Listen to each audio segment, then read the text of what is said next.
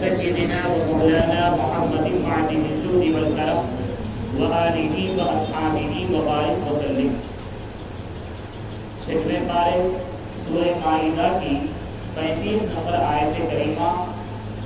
کی ہم نے تلاوت کا شرف حاصل کیا اور 2 جمعہ سے اسی آیت کریمہ کے ابتدائی حصے پر ہمارا خطاب ہو رہا ہے. اللہ تبارک و تعالیٰ کا فرمان ہے یا ایھا الذین آمنوا اتقوا اللہ، اے ایمان والو اللہ تعالیٰ سے ڈرو، وابتغوا الیہ الوسیلہ، اور اللہ تعالیٰ کی بارگاہ میں اللہ تعالیٰ کی طرف وسیلہ تلاش کرو، وسیلہ ڈھونڈو، وجاہدوا فی سبیلہ، اور اللہ تعالیٰ کی راہ میں مجاہدہ کرو، کوشش اور محنت کرو، لعلکم تفلحون، تاکہ تم کامیاب ہو جاؤ. ایمان کی اہمیت کیا ہے؟ ایمان کہتے کسے ہیں؟ ہم نے اسے بیان کر دیا. خوف خدا، اللہ تعالیٰ سے ڈرنا کیا ہوتا ہے، اور ہمارے نبی علیہ السلام کا عمل مبارک کیا ہے. خلفائے راشدین کی چند مثالیں ہم نے آپ کے سامنے پچھلے جمعہ بیان کی تھی کہ خوف خدا کی اہمیت اور فضیلت کیا ہے. ہر ایک مسلمان کو خوف خدا سے آراستہ ہونا چاہیے. تیسری بات آیت کریمہ میں اللہ تبارک و تعالیٰ کا فرمان ہے وابتغوا الیہ الوسیلہ، اللہ تعالیٰ کی بارگاہ میں وسیلہ ڈھونڈو، وسیلہ تلاش کرو. تو اب یہاں پر اللہ تبارک و تعالیٰ کا یہ فرمان ہے وسیلہ تلاش کرنے کا. وسیلہ کہتے کسے ہیں؟ تو اس بارے میں لغت کی، ڈکشنری کی، عربی جو بکس ہوتی ہیں، کتابیں ہوتی ہیں، ان کو جب پڑھا جائے تو معلوم یہ ہوتا ہے کہ یعنی کسی چیز کے ذریعے کسی کا قرب حاصل کر لینا یہ وسیلہ ہوتا ہے. کسی چیز کے ذریعے کسی کا قرب، نزدیکی حاصل کر لینا یہ وسیلہ ہوتا ہے. اور عام اصطلاح میں ہم اور آپ اہل سنت و جماعت کیا کہتے ہیں، کیا سمجھتے ہیں وسیلہ سے؟ تو آپ سمجھ لیں بہت ہی اچھا اور بہترین ہمارا عقیدہ یہ ہے کہ انبیاء یا اولیاء اکرام یا اللہ تعالیٰ کے نیک بندوں کو اللہ تعالیٰ کے بارگاہ میں وسیلہ بنا کر رب تعالیٰ سے کچھ مانگنا، اپنی حاجت و ضرورت کو طلب کرنا یہ وسیلہ ہوگا. ہم اہل سنت و جماعت کا عقیدہ یہ ہے کہ دینے والی اصل ذات جو ہے وہ اللہ تعالیٰ کی. ہر چیز جو بھی ہمیں ملتی ہے، چاہے کوئی نعمت ہمیں ملے، چاہے ہمیں بیماری سے شفا ملے، چاہے ہمیں دولت ملے، چاہے ہمیں کوئی بھی چیز کیوں نہ ملے، یہ سب کا سب دینے والا یہ اللہ تعالیٰ ہے. لیکن ہم اور آپ کسی نبی کو یا ہمارے نبی علیہ السلام کو اور کسی بھی ولی کو جب وسیلہ بناتے ہیں تو مقصد یہی ہوتا ہے کہ یہ اللہ تعالیٰ کے نیک بندے، اللہ تعالیٰ کے مقرب بندے ہیں. ہمارا رب کی بارگاہ میں وہ مقام اور مرتبہ نہیں ہے جو ان اللہ کے نیک بندوں کا مقام و مرتبہ ہے.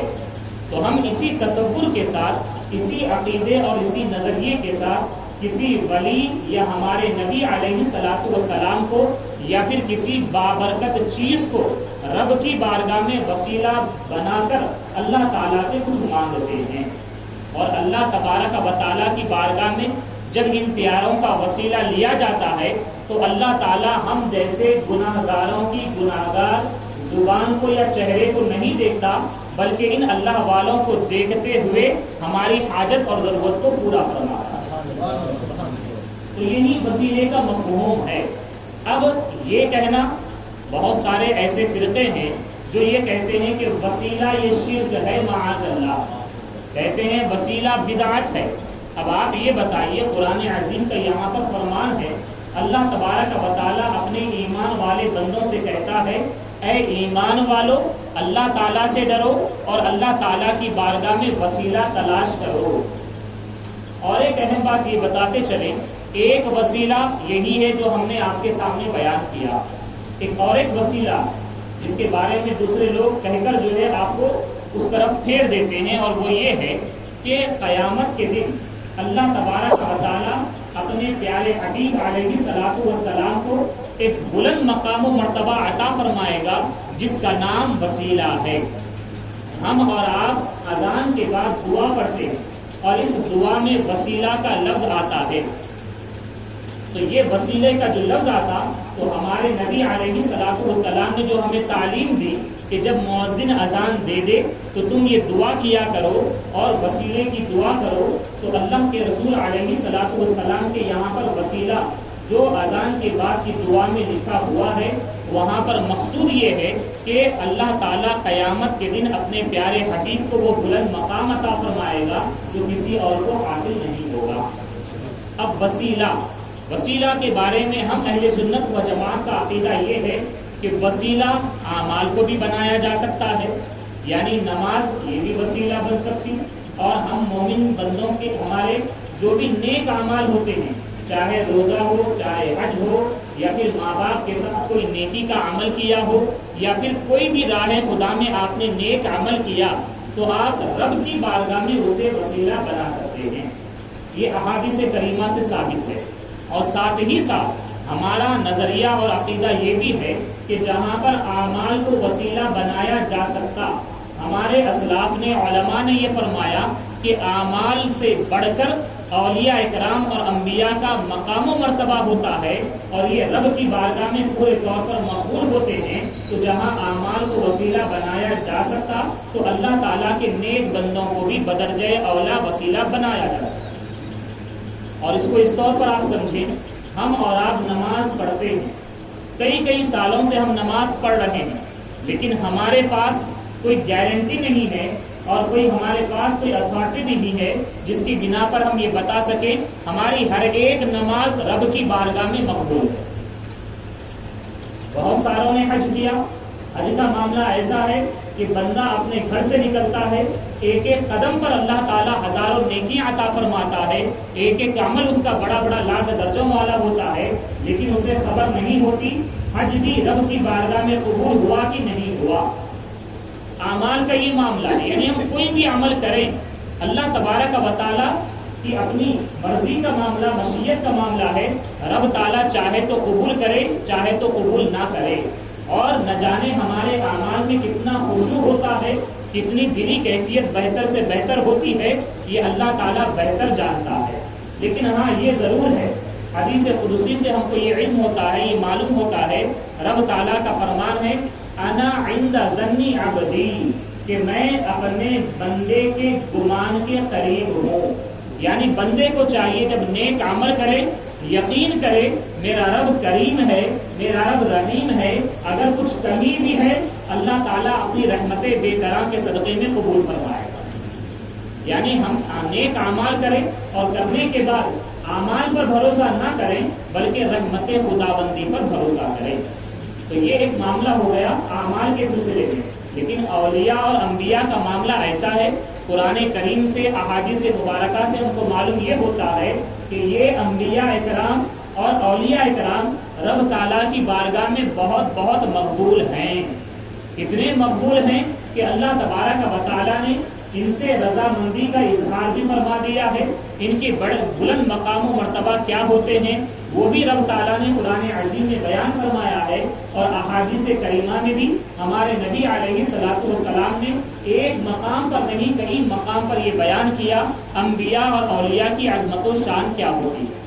تو پتہ یہ چلا کہ اعمال سے بڑھ کر انبیاء اور اولیاء کا وسیلہ ہمارے لیے اہم ہوتا ہے۔ اس کی وجہ یہی ہے کہ یہ اللہ تعالیٰ کی بارگاہ کے ضرور مقبول ہیں۔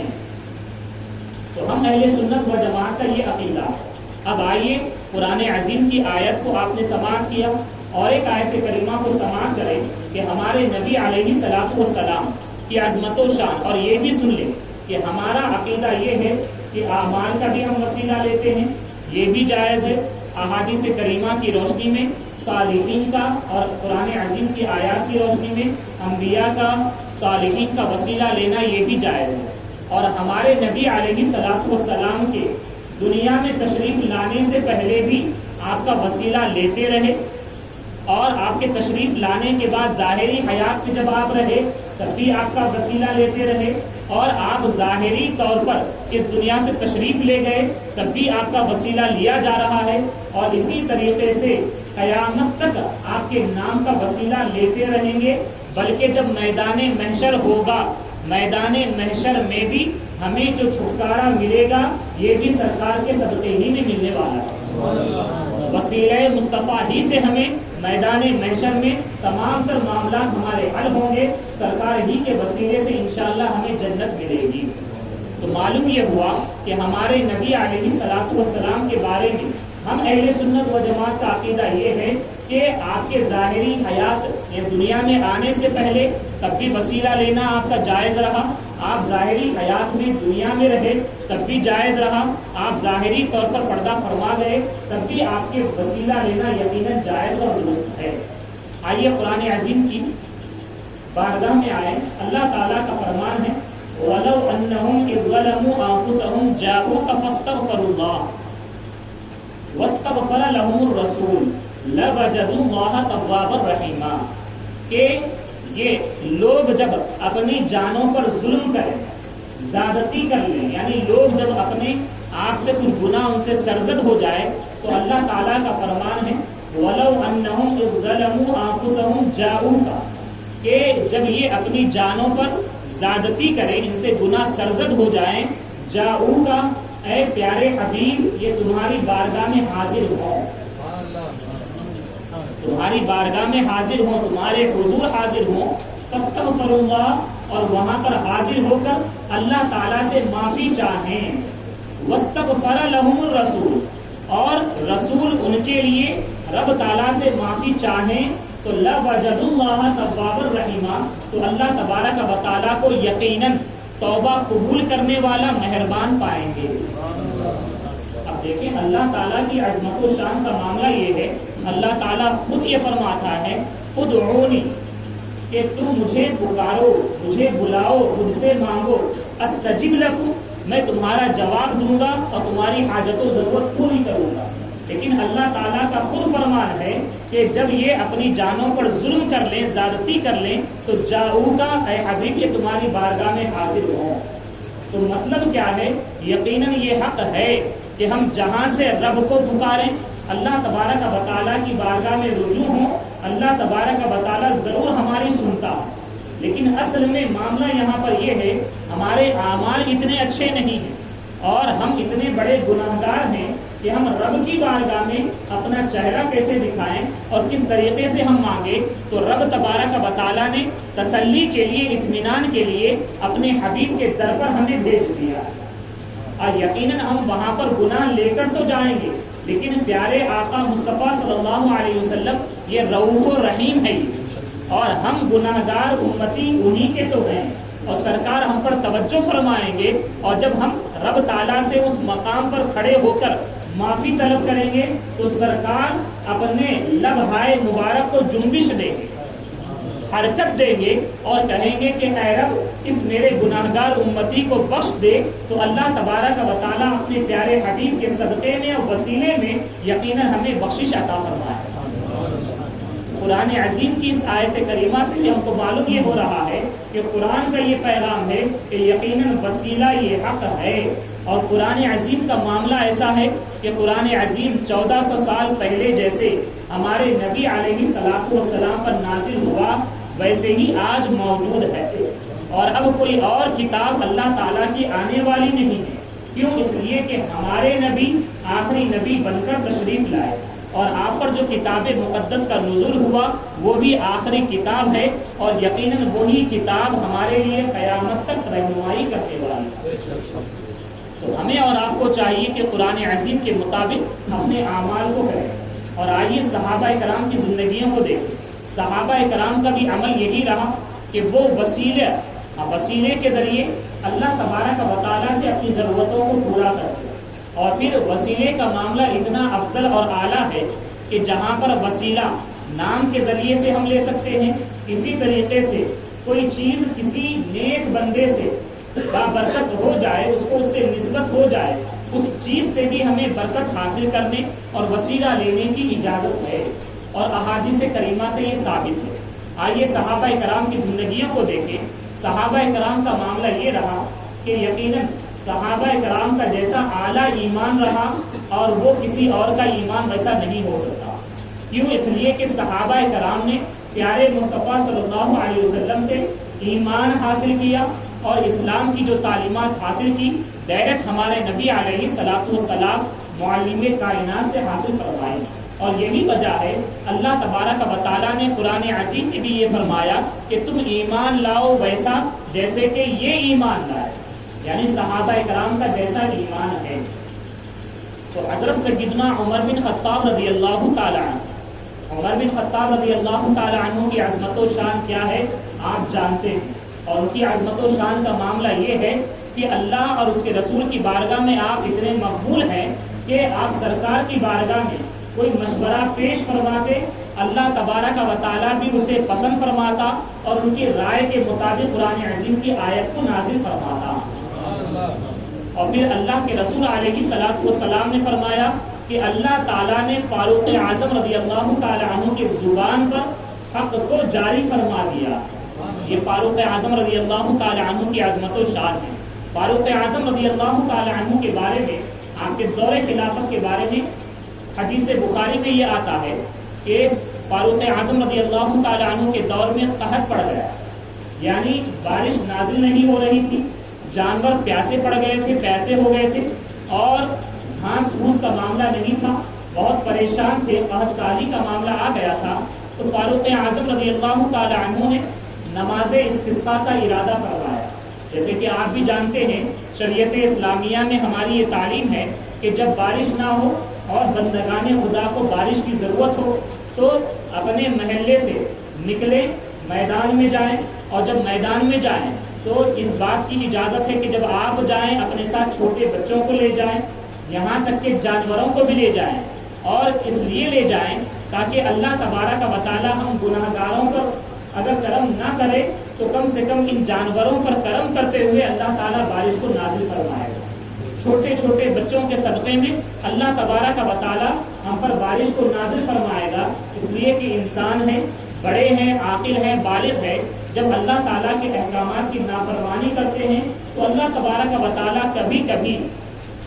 بارش کو روک لیتا ہے. تو اس آزمائش سے نکلنے کے لیے سرکار علیہ الصلوۃ والسلام نے، مذہب اسلام نے ہمیں یہ تعلیم عطا فرمائی، یعنی نماز استسقاء پڑھی جاتی ہے. تو فاروق اعظم رضی اللہ تعالی عنہ نے بھی اسی ارادے سے آپ تشریف لے گئے میدان میں، اور لے جانے کے بعد وہاں پر عباس ابن عبد المطلب رضی اللہ تعالی عنہ بھی اس جماعت میں موجود تھے. عباس ابن عبد المطلب یہ کون ہے؟ یہ ہمارے نبی علیہ الصلوۃ والسلام کے چہیتے چچا ہیں. اور ان سے آپ نے یہ فرمایا کہ اے چچا آپ ممبر پر بیٹھ جائیے. اور اس کے بعد فاروق اعظم رضی اللہ تعالی عنہ کھڑے ہیں اور پوری جماعت پیچھے کھڑی ہے اور رب کی بارگاہ میں ہاتھ بلند کرتے ہیں، اور بلند کر کے آپ فرماتے ہیں اے رب تبارک و تعالی، ہم تیرے پیارے حبیب صلی اللہ تعالی علیہ وسلم جب تک ہمارے درمیان میں ظاہری طور پر موجود رہے تو ان کے وسیلے سے ہم تیری بارگاہ میں دعا کرتے تھے. اب ہم تیری بارگاہ میں پیارے حبیب علیہ الصلوۃ والسلام کے چچا عباس ابن عبد المطلب رضی اللہ تعالی عنہ کو پیش کرتے ہیں، ان کے وسیلے سے ہمیں بارش عطا فرما، ان کے وسیلے سے ہمیں بارش عطا فرما. جب آپ دعا فرماتے ہیں اللہ تبارک و تعالی بارش کو نازل فرماتا ہے. تو دیکھیں وسیلے کا ثبوت ہم کو یہاں سے ملتا ہے کہ عمر فاروق رضی اللہ تعالی عنہ نے خود عملی طور پر وسیلہ بنا کر رب کی بارگاہ میں دعا کی، اللہ تعالیٰ نے دعا کو قبول فرمایا. اب البتہ یہاں پر کچھ کہنے والے یہ کہتے ہیں کہ پیارے مصطفیٰ صلی اللہ تعالیٰ علیہ وسلم جب تک ظاہری حیات میں رہے تو ان سے وسیلہ لیتے تھے، بعد وصال کے بعد جو ہے ان کا وسیلہ نہیں لیا جا رہا ہے، بلکہ ان کے چچا جو زندہ ہے ان کا وسیلہ لیا جا رہا ہے. تو یہاں پر ہمارے محدثین نے اس حدیث کی شرح میں علامہ ابن حجر اسقلانی علیہ رحمہ، دیگر محدثین نے یہاں پر یہ فرمایا ہے کہ ایک بات سمجھنے کی یہ ہے، صحابہ کرام میں بہت سارے لوگ موجود تھے، لیکن ان تمام میں فاروق اعظم رضی اللہ تعالی عنہ نے جس کا انتخاب کیا وہ بھی خاندان مصطفیٰ سے انتخاب کیا، یعنی سرکار علیہ الصلوۃ والسلام کے چچا کا انتخاب کیا. اور انتخاب کرنے کا مقصد اور وجہ کیا تھی؟ تو وجہ یہاں پر یہی تھی کہ یہ پیارے مصطفیٰ کے قریب ہیں اور اللہ تبارک و تعالیٰ کی بارگاہ میں انہیں پیش کیا جائے جو پیارے مصطفیٰ سے زیادہ قریب ہوں، تو یہاں پر بھی وسیلہ حقیقت میں جو بنایا جا رہا ہے وہ پیارے مصطفیٰ ہی کو بنایا جا رہا ہے۔ تو معلوم یہ ہوا کہ یقیناً وسیلے کی یہ تعلیم ہے۔ اور اسی طریقے سے ایک نابینا صحابی سرکار علیہ الصلوۃ والسلام کی ظاہری حیات میں تشریف لاتے ہیں، اور یہ بھی صحیح حدیث مبارکہ ہے، اور آتے ہیں، آنے کے بعد سرکار سے عرض کرتے کہ یا رسول اللہ علیہ الصلوۃ والسلام میرے لیے دعا فرما دیجیے۔ حالانکہ اب سرکار علیہ الصلوۃ والسلام یہاں پر نابینا صحابی سے یہ فرماتے ہیں کہ تم صبر کرو، تمہارے حق میں بہتر ہے، تم صبر کرو، تمہارے حق میں بہتر ہے۔ تو وہ صحابی رسول یہ کہتے ہیں کہ یا رسول اللہ بس آپ دعا فرما دیں۔ حالانکہ صحابی رسول ہیں، وہ یقیناً ان کا ایمان کامل ہے، اور وہ یقینی طور پر جانتے رہے کہ اللہ تبارک و تعالیٰ کی ذات ہی عطا کرنے والی ذات ہے، لیکن ہم جیسے گناہ گاروں کو یہ درس دے رہے ہیں کہ یقیناً جو ملنا ہے وہ در مصطفیٰ ہی سے ملنا ہے، سرکار علیہ الصلوۃ والسلام کے در سے ملنا ہے۔ وہ صحابی رسول وہیں پر سرکار کی بارگاہ میں کہتے ہیں کہ بس آپ دعا کر دیں، تو سرکار علیہ الصلوۃ والسلام ان کو یہ فرماتے ہیں کہ جاؤ، جا کر وضو کرو، کرنے کے بعد 2 رکعت نماز ادا کرو، اور اس کے بعد پھر تم رب کی بارگاہ میں دعا کرو کہ اے اللہ تبارک و تعالیٰ ہم تجھ سے، اے اللہ تبارک و تعالیٰ میں تجھ سے سوال کرتا ہوں، مانگتا ہوں پیارے مصطفیٰ سیدنا محمد صلی اللہ علیہ وسلم کے وسیلے سے، اے اللہ تبارک و تعالیٰ میری بینائی لوٹا دے۔ اس طریقے سے آپ دعا کرتے ہیں، اللہ تبارک و تعالیٰ آپ کی دعا کو قبول فرماتا ہے۔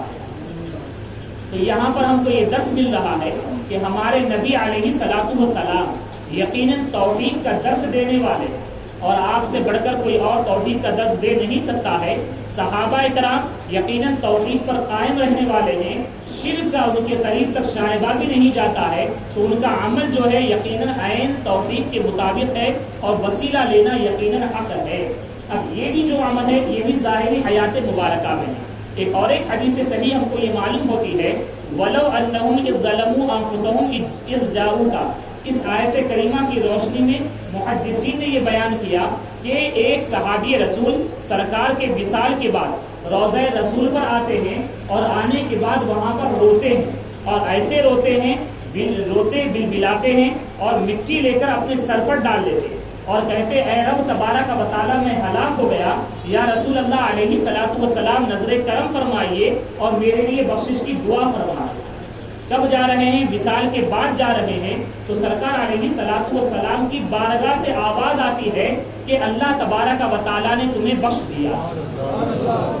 تو ہمارے نبی علیہ الصلوۃ والسلام کی یہ عظمت و شان ہے۔ انشاءاللہ عز و جل پھر کبھی موقع رہا تو اور ہم آپ کو بتائیں گے اولیاء کرام سے وسیلہ لینا اور اس کی برکتوں کا صدور کیسے ہوتا ہے، صحابہ کرام کی زندگیاں کیا ہیں، انشاءاللہ عز و جل اسے بیان کریں گے۔ لیکن آئندہ جمعہ